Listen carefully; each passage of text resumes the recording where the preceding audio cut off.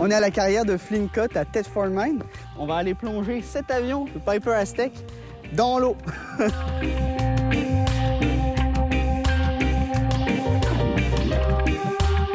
Ça a été un projet assez extraordinaire. Ce qu'il faut savoir, c'est qu'à l'École nationale d'aérotechnique, c'est pas la première fois qu'il y a des projets de ce type-là. On allie toujours la pédagogie avec la passion de l'aviation, et ça, c'en est un. Ça a réuni 75 étudiants, une dizaine de professeurs autour de cet appareil, des techniciens. Il y avait beaucoup de monde pendant ces 12 semaines de travail, et le but, c'était de démonter l'appareil qui est derrière moi, d'enlever les moteurs, tous les contaminants, les landing gear aussi, puisque ça, on peut pas vraiment à fond nettoyé, et on a laissé une carcasse d'aluminium en fait totalement propre pour pouvoir faire ce projet assez fou de le mettre dans un milieu marin.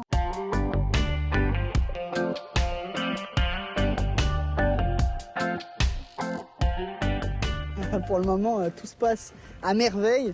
La stratégie a été bonne depuis le début. 12 semaines de travail intensif en stratégie en gare. Puis là, on a une stratégie qui a été ficelée. Et d'ailleurs, à ce propos-là, juste à côté de moi, j'ai Monsieur Pascal Desilets, notre directeur de l'École nationale d'aérotechnique, qui a accepté de faire ce projet.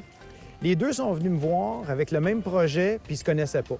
On a 3 programmes à l'école. On a génie aérospatial, maintenance d'aéronefs, puis avionique. On a pris du monde des 3 programmes, les jeunes, puis parce que là, il fallait enlever, nous autres, il fallait tout le décontaminer, l'avion.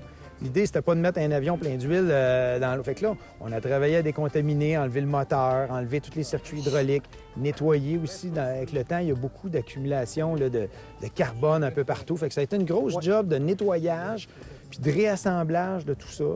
Même si c'est un projet qui allait être coulé puis qui allait plus voler, on a quand même mis cette portion-là, cette chose-là, parce que le but, c'était vraiment d'apprendre à manipuler les outils correctement et à vraiment pouvoir découvrir tous les systèmes embarqués, appliquer nos cours, parce que nos cours sont très, très proches de ce qui s'applique dans l'industrie.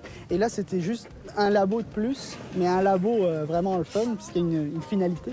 Comme étudiant à l'ENA, je peux te dire que tu vas avoir la chance de travailler sur à peu près 38 appareils. Tu vas avoir la chance de travailler sur un Airbus A220. On est la seule école au monde à en avoir un. C'est vraiment exceptionnel. C'est non seulement un côté académique, mais un côté... on partage la passion. Venez partager la passion. Et la folie.